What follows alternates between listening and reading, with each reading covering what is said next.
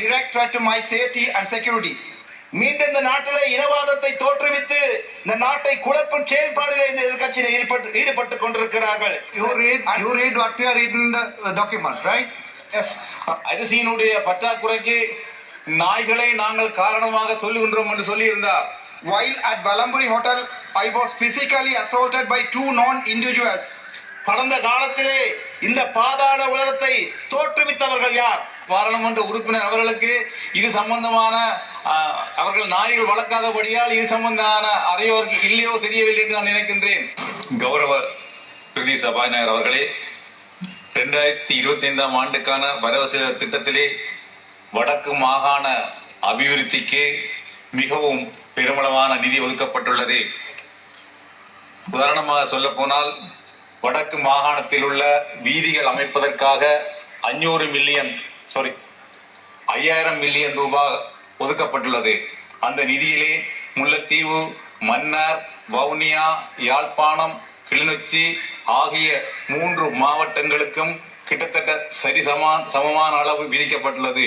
இந்த நிதியானது கிராமிய வீதிகளை அபிவிருத்தி செய்வதற்காக இந்த நிதியானது ஒதுக்கப்பட்டுள்ளது.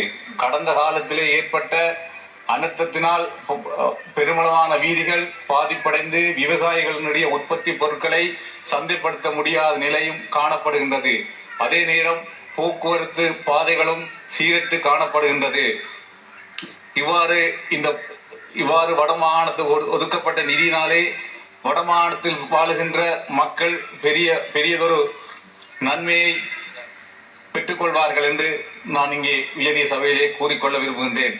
அதே நேரம் வடமாகாணத்துக்கு ஒதுக்கப்பட்ட நிதியிலே தொழிற்சாலைகளை அபிவிருத்தி செய்வதற்கு, அதாவது சொல்ல போனால் காங்கேசன் துறையிலே அமைந்திருக்கின்ற சீமெண்ட் தொழிற்சாலையானது 1950 ஆண்டு உருவாக்கப்பட்டது.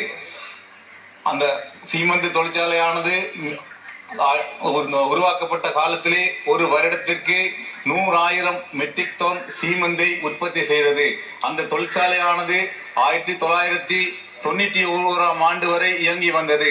அதன் பின்னர் யுத்தத்தின் காரணமாக அந்த தொழிற்சாலையானது மூடப்பட்டது. இதனால் அங்கே வாழுகின்ற மக்களினுடைய வேலை வாய்ப்புகள் இழக்கப்பட்டன. மக்களுடைய பொருளாதாரமும் பாதிக்கப்பட்டது. உதாரணமாக சொல்ல போனால் சீமெந்த் தொழிற்சாலைக்கு மன்னார் மாவட்டத்தில் முருங்கல் இருந்துதான் களிமண் ஏற்றப்பட்டு சென்றது. அந்த களிமண் தொடர்பான வேலைகளில் ஈடுபட்ட மக்களினது வாழ்வாதாரம் இழக்கப்பட்டது. இதற்காக எமது அரசாங்கத்திலே மீண்டும் அந்த காங்கேசன் துறை தொழிற்சாலையை ஆரம்பித்து மக்களினுடைய வாழ்வாதாரத்தையும் மக்களுடைய பொருளாதாரத்தையும் உயர்த்துவதற்காக எமது அரசாங்கமானது மிகவும் பெருமளவான நிதியை ஒதுக்கீடு செய்துள்ளது என்பதை இந்த உயரிய சபையிலே தெரிவித்துக் கொள்கின்றேன். அதே போல் பரந்தன் இரசாயன கூட்டுத்தாபனம், அந்த பரந்தனிலே அமைந்துள்ள இரசாயன கூட்டுத்தாபனமானது 1954 ஆண்டு உருவாக்கப்பட்டது. அன்றிலிருந்து 1985 ஆண்டு வரைக்கும் இலங்கைக்கு தேவையான சோடியம் ஹைட்ரோக்சைடு மற்றும் குளோரின் போன்றவற்றையும் ஹைட்ரோ குளோரிக் அமிலம் போன்றவற்றையும் இலங்கையிலே உற்பத்தி செய்தது. இந்த கைத்தொழிற்சாலை பாதிக்கப்பட்டதன் பின்னர் பெருமளவு நிதி செலவிட்டு வெளிநாடுகளிலிருந்து இவற்றை இறக்குமதி செய்யும் ஒரு துர்ப்பாக்கிய நிலைக்கு இலங்கை நாடானது தள்ளப்பட்டுள்ளது. அதேபோல் முல்லைத்தீவு மாவட்டத்திலே உள்ள ஒட்டுசுட்டானில் உள்ள ஓட்டு தொழிற்சாலையானது 1968 ஆண்டு ஆரம்பிக்கப்பட்டது. அன்றிலிருந்து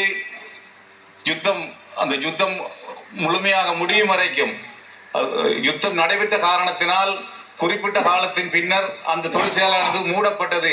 அந்த தொழிற்சாலை இயங்கிய காலத்திலே இலங்கைக்கு தேவையான ஓடு, அதாவது வன்னி பிரதேசம், யாழ் பிரதேசத்துக்கு தேவையான ஓடுகள் அங்கே இருந்துதான் பெற்றுக்கொள்ளப்பட்டது. அந்த தொழிற்சாலையானது மீண்டும் எமது அரசாங்கத்திலே ஆரம்பிக்கப்பட உள்ளது என்பதை இந்த உயரிய சபையிலே நான் தெரிவித்துக் கொள்கின்றேன். மற்றும் வடமாகாணத்துக்கு ஒதுக்கப்பட்ட நிதியிலே, கச்சேரிக்கு ஒதுக்கப்பட்ட நிதியிலே முல்லைத்தீவு மாவட்டத்துக்கு 180 மில்லியன் ரூபாவும், வவுனியா மாவட்டத்துக்கு 100 மில்லியன் ரூபாவும், மன்னார் மாவட்டத்துக்கு 126 மில்லியன் ரூபாயும், யாழ் மாவட்டத்துக்கு 187 மில்லியன் ரூபாயும், கிளிநொச்சி மாவட்டத்துக்கு 179 மில்லியன் ரூபாயும் ஒதுக்கப்பட்டது.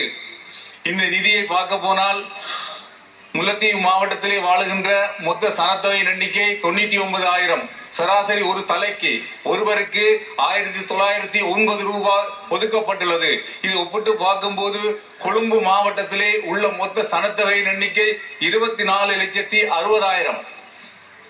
கொழும்பு மாவட்டத்திற்கு ஒதுக்கப்பட்ட நிதியினுடைய அளவு 462 மில்லியன் ரூபாய். அந்த நிதியானது ஒருத்தருக்கு ஒரு நபருக்கு ஒதுக்கப்பட்ட நிதியானது 187 ரூபாய். சற்று முன்னர் எதிர்கட்சியிலிருந்து பேசியவர்கள் சொன்னார்கள், வடக்கு மாகாணத்திலே முல்லைத்தீவு மாவட்டத்துக்கு மிகவும் குறைந்த அளவு நிதி ஒதுக்கப்பட்டுள்ளது என்று. ஆனால் அவ்வாறு ஒதுக்கப்படவில்லை. இது கணக்கு பார்த்து அது கல்குலேஷன் செய்து பார்க்க வேண்டும். அதாவது கொழும்பு மாவட்டத்திலே ஒரு நபருக்கு 187 ரூபாவும், முல்லைத்தீவிலே வாழுகின்ற ஒரு நபருக்கு 1909 ரூபாவும் எமது அரசாங்கம் உண்மையிலே யுத்தத்தினால் பாதிக்கப்பட்ட மக்களுக்கு ஒதுக்கி உள்ளது என்பதை நான் பெருமையுடன் கூறிக்கொள்ள விரும்புகின்றேன். அதேவேளை கடந்த காலத்திலே வட்டுவாகல் பாலமானது 1950ஆம் ஆண்டு அமைக்கப்பட்டது. 1950ஆம் ஆண்டிலிருந்து இதுவரை காலமும் அந்த பாலமானது புனரமைக்கப்படவில்லை. மக்கள் கடும் சிரமத்திலேயே அங்கிருந்து புதுக்குடியிருப்பிலிருந்து முல்லைத்தீவுக்கு வருவார்கள். ஆனால் கடந்த ஆட்சி காலத்திலே, அதாவது வடக்கு மாகாண சபையானது மிகவும் சக்தி வாய்ந்ததாக இருந்த காலத்தில் கூட அந்த வடமாகாணத்தை ஆண்ட அரசியல்வாதிகளோ அரசாங்கமோ வடமாகாணத்தில் உள்ள அரசாங்கமோ அந்த பாலத்தை சிறிதளவேனும் சிந்தித்து கூட பார்க்கவில்லை. ஆனால் எமது அரசாங்கம் ஆட்சிக்கு வந்து ஒரு சில மாதத்துக்குள்ளேயே அதற்குரிய நிதியை ஒதுக்கீடு செய்து புனருத்தாரணம் செய்வதற்கு தீர்மானித்துள்ளது என்பதையும் இந்த உயரிய சபையிலே நான் தெரிவித்துக் கொள்ள விரும்புகின்றேன்.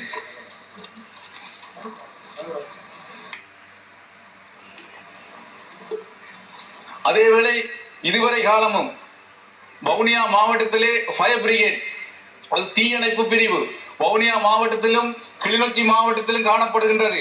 ஆனால் மன்னார், முல்லைத்தீவு போன்ற மாவட்டங்களிலே தீயணைப்பு பிரிவானது இதுவரை ஸ்தாபிக்கப்படவில்லை.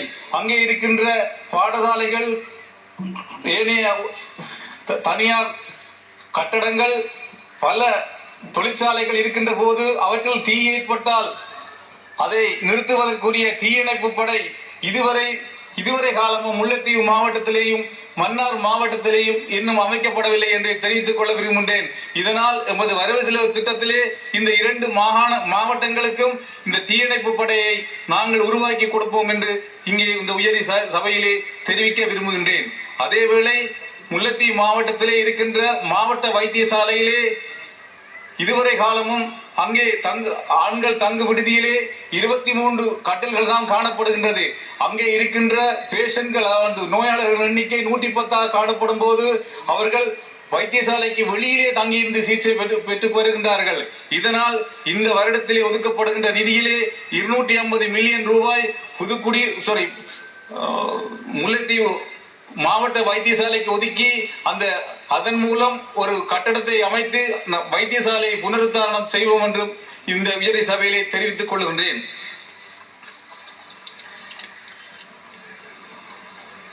அதேவேளை இதுவரை காலமும் முல்லைத்தீவு மாவட்டத்துக்கு எந்த ஒரு பொது நூலகமும் காணப்படவில்லை. எமது ஆட்சியிலே இனி வருங்காலத்திலே முல்லைத்தீவு மாவட்டத்துக்கு என ஒரு பொது லைப்ரரியை நாங்கள் அமைக்க உள்ளோம் என்று இங்கே இந்த உயரிய சபையிலே தெரிவித்துக் கொள்ள விரும்புகின்றேன். அதே நேரம் முல்லைத்தீவு மாவட்டம் மற்றும் மன்னார் மாவட்டத்திலே கலாச்சார மண்டபம் இதுவரை காலமும் அமைக்கப்படவில்லை. எமது ஆட்சியிலே இந்த 2 மாவட்டங்களுக்கும் தனித்தனியாக 2 கலாச்சார மண்டபங்களை நாங்கள் அமைத்து தருவோம் என்று இந்த உயரிய சபையிலே தெரிவித்துக் கொள்ள விரும்புகின்றேன். இது தவிர கால்நடைகளுக்கான மேய்ச்சல் தரையானது மன்னார் மாவட்டத்திலே கிட்டத்தட்ட 90,000 கால்நடைகள் காணப்படுகின்றன. இதுவரை காலமும் அங்கே இருக்கின்ற கால்நடைகளுக்கு மேய்ச்சல் தரையானது இதுவரை ஒதுக்கப்படவில்லை. ஆனால் நமது ஆட்சியிலே கட்டுக்கரை குளத்துக்கு கீழாக உள்ள நிலத்திலே, அதாவது வனவள பிரதேசத்திலே இந்த கால்நடைகளை மேய்த்தலுக்காக விடுவதற்காக அனுமதியை பெற்றுக் கொடுத்திருக்கின்றோம் என்பதையும் இந்த உயரிய சபையிலே தெரிவித்துக் கொண்டு, அத்தோடு சற்று முன்னர் எதிர்க்கட்சி உறுப்பினர் தெரிவித்தார், இலங்கையிலே அரிசியினுடைய பற்றாக்குறைக்கு நாய்களை நாங்கள் காரணமாக சொல்லுகின்றோம் என்று சொல்லியிருந்தார். ஆனால் இலங்கையிலே இருக்கின்ற நாய்களின் எண்ணிக்கையானது, அதாவது 10 நபர்களுக்கு ஒரு நாய் காணப்படுகின்றது. இலங்கையிலே சராசரி ஒரு சாதாரண மனிதன் உண்ணுகின்ற அரிசியிலும் பார்க்க கூடிய அளவு அரிசியைத்தான் நாய்கள் உணவாக உட்கொள்கின்றன. நான் நினைக்கின்றேன், சிலவர் ஏற்கனவே தெரிவித்த பாராளுமன்ற உறுப்பினர் அவர்களுக்கு இது சம்பந்தமான அவர்கள் நாய்கள் வளர்க்காதபடியால் இது சம்பந்தமான அறிவோருக்கு இல்லையோ தெரியவில்லை என்று நான் நினைக்கின்றேன். இத்துடன் எனது உரையை நிறைவு செய்கின்றேன். நன்றி. Honorable Mrs. සුන්දරලිංගම් ප්‍රදීප් මන්ත්‍රීතුමා ඔබතුමාට මිනිත්තු 12ක කාලයක් තියෙනවා.